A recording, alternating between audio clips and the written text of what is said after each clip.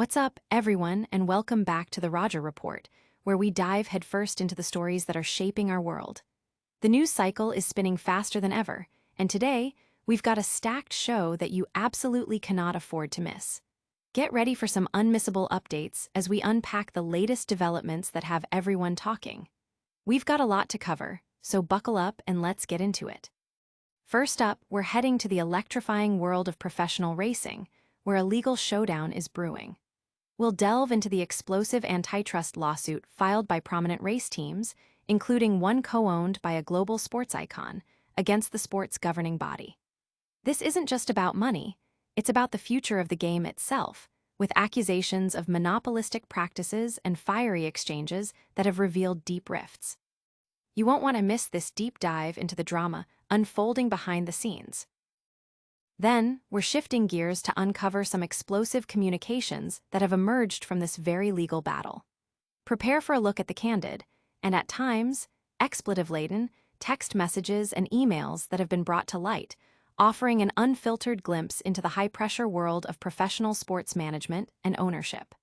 These revelations are turning heads and sparking serious debate. Next, we pivot to a story that's capturing public attention for a different reason: the personal life of a legendary athlete. We'll be exploring the relationship history and current marital status of a celebrated figure, looking at the dynamics and stories that make up their public and private lives. Finally, we're tracking the pulse of the automotive market with a look at the best-selling compact SUVs. We'll break down which models are dominating the sales charts and what that means for consumers and manufacturers alike. It's a comprehensive look at what's moving and shaking in the auto industry right now. Stick around, because you're going to want to hear all of this. Don't forget to hit that subscribe button, ring the notification bell, and join the conversation in the comments below. A legal showdown rocks the racing world. This case is heating up as a major antitrust lawsuit filed by prominent race teams, including Michael Jordan's 23XI Racing and Front Row Motorsports, against NASCAR is escalating. The core of the dispute lies in the team charters, which are akin to franchises in other major sports, guaranteeing teams revenue and starting spots in races. When the charter agreement extension wasn't signed, a legal battle ensued, with teams alleging monopolistic practices by NASCAR. The situation reached a critical point during a recent federal court hearing where U.S. District Judge Kenneth D. Bell issued a stark warning: settle before the December 1st trial date, or NASCAR could face irreversible changes, stating, "Everybody is going to get hurt if this thing goes a certain way." He emphasized that neither side should assume victory. The teams are seeking a preliminary injunction to prevent NASCAR from selling their former charters before the case concludes, a decision the judge is expected to make next week. The hearing itself revealed the intense animosity between the parties, with both sides presenting evidence of harsh rhetoric. Teams presented text messages from NASCAR executives, including former COO Steve O'Donnell expressing concern about the France family potentially forcing through a deal that would be detrimental to the teams, with one message describing it as a 1996 F, the team's redneck, southern, tiny sport. Another executive, Scott Prime, noted that NASCAR held all the leverage and teams would likely have to accept whatever terms were offered. Steve Phelps, then NASCAR president, was quoted as saying one proposed deal offered, 0 wins, for teams and instructed executives to set a deadline for signing or losing charters. In response, NASCAR presented evidence of the team's own strong sentiments, including texts from 23XI co-owner Denny Hamlin stating, "My despise for the France family runs deep," and 23XI president Steve Lauletta suggesting, "Jim, France, dying is probably the answer to improving terms."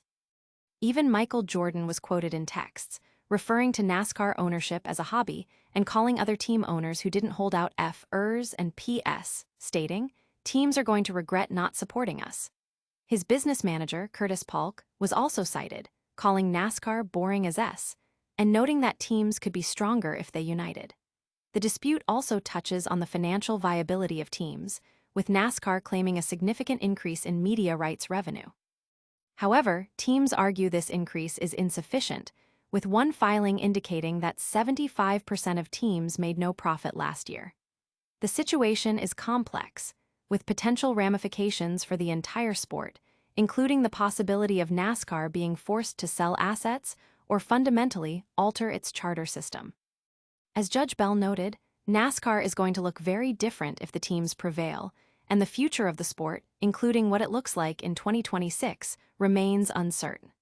Michael Jordan, speaking after the hearing, emphasized his commitment to fighting for the betterment of the sport for all teams, fans, and NASCAR itself.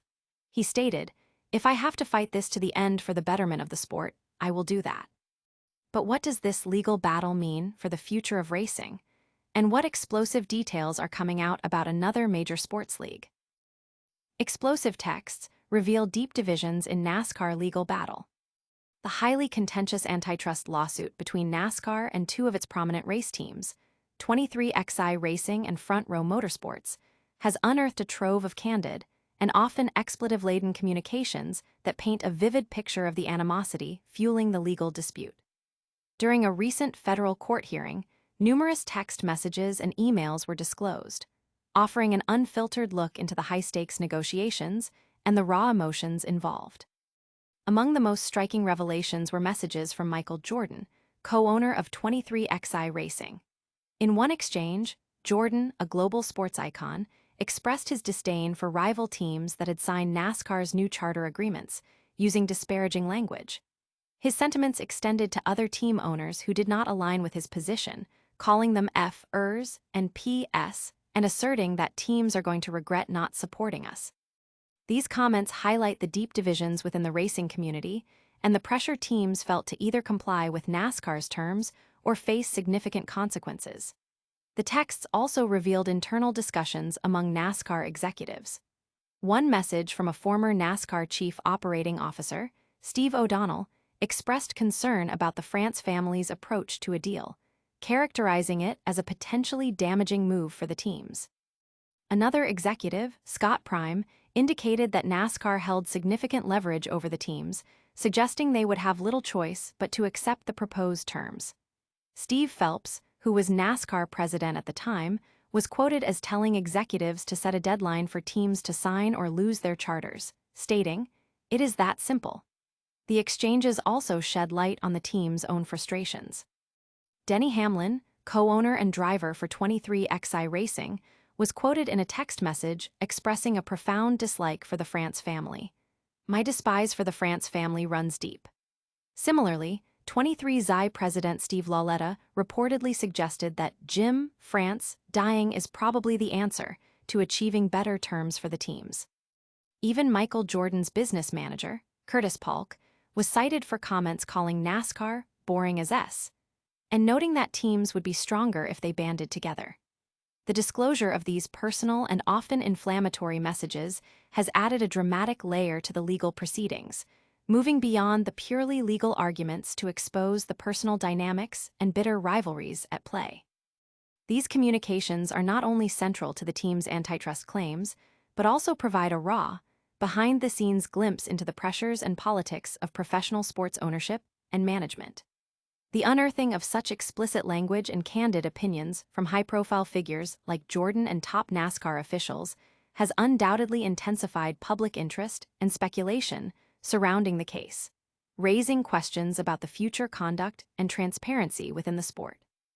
These candid messages have certainly stirred the pot in the racing world, but what about the personal lives of other celebrated athletes? Exploring the personal landscape of a sports legend. Beyond the high-octane world of professional sports and legal entanglements, public fascination often extends to the personal lives of iconic figures. Today, we're delving into the background and relationships of a celebrated athlete, seeking to understand the personal journey of a personality who has captured the world's attention not just through their athletic prowess, but also through their enduring public presence. This exploration aims to provide context and insight into the life of a figure whose career has spanned decades and left an indelible mark on their respective sport. We will be looking at key relationships that have shaped their life, examining the evolution of their personal connections over time. This includes understanding their past relationships, the dynamics involved, and how these experiences may have influenced their public persona and career trajectory. Furthermore, we will focus on their current marital status and the nature of their present partnership, offering a glimpse into their private world. Understanding these aspects of a public figure's life allows for a more complete appreciation of their journey, connecting the dots between their personal experiences and their professional achievements. It's about recognizing the human element behind the legend, the individual navigating life's complexities while maintaining a high-profile career. This look into their personal history and current life is driven by the immense public interest in individuals who achieve extraordinary success and maintain a significant cultural impact. By examining these personal details, we can gain a broader perspective on the multifaceted lives of those who reach the pinnacle of their fields, understanding that their stories are often as compelling off the field as they are on it. This segment is dedicated to providing a comprehensive overview of these personal aspects, offering a nuanced look at the life and relationships of a truly remarkable individual. From personal histories to market trends, we're covering a lot today. Now, let's shift our focus to the roads and the cars that are defining the market. Top SUVs dominate the July sales charts. In the ever-evolving automotive landscape, consumer preferences constantly shift, and the compact SUV segment continues to be a major battleground. As the July 2025 sales figures roll in, a clear picture is emerging of which vehicles are capturing the attention and wallets of buyers across the nation. Leading the pack are stalwarts like the Toyota Hyryder and the Hyundai Creta, both of which have consistently demonstrated strong performance in this competitive market. These models are not just popular, they represent significant trends in vehicle design, fuel efficiency, and feature integration that resonate with today's drivers. The Toyota Hyryder, known for its reliability and practical design, offers a blend of comfort and efficiency that appeals to a broad range of consumers, from young families to daily commuters. Its reputation for durability and Toyota's established brand loyalty contribute significantly to its sustained sales success. On the other hand, the Hyundai Creta has carved out its niche by offering a stylish design, a host of modern technology features, and competitive pricing, making it a compelling option for those seeking value and contemporary aesthetics. The continued strong sales of these models indicate a consumer demand for versatile vehicles that can handle various driving needs, from urban commuting to weekend getaways, without compromising on comfort or cost-effectiveness. Analysts suggest that the success of these compact SUVs is driven by several factors, including their elevated driving position, perceived safety, and the practicality of their cargo space, all of which are highly valued by a diverse customer base. Furthermore, the advancements in hybrid and fuel-efficient engine options available in many of these vehicles are also playing a crucial role in their popularity, aligning with growing consumer awareness around environmental impact and running costs. The automotive market is dynamic, with manufacturers constantly innovating to meet these demands. The performance of the Hyryder and Creta in July underscores the importance of understanding consumer trends and adapting product offerings accordingly. Their continued dominance highlights the strategic importance of this segment for automotive manufacturers and signals ongoing competition as new models and updates are introduced to the market. The data from July provides a snapshot of current consumer sentiment, reinforcing the positions of these established players while also setting the stage for future market dynamics. We've covered legal battles, personal insights, and market trends today. What's coming up next on the Roger Report? That's all the time we have for today. We covered a massive antitrust lawsuit shaking up NASCAR, unearthing some wild texts from Michael Jordan and executives, explored the personal life of a legendary athlete, and checked in on the top-selling compact SUVs. Make sure to hit that like button if you enjoyed the show, subscribe for more unmissable updates, and ring that notification bell so you never miss an episode. Let us know your thoughts on today's stories in the comments below, and make sure to follow us on all social media platforms for behind-the-scenes content and breaking news. We'll see you next time on the Roger Report.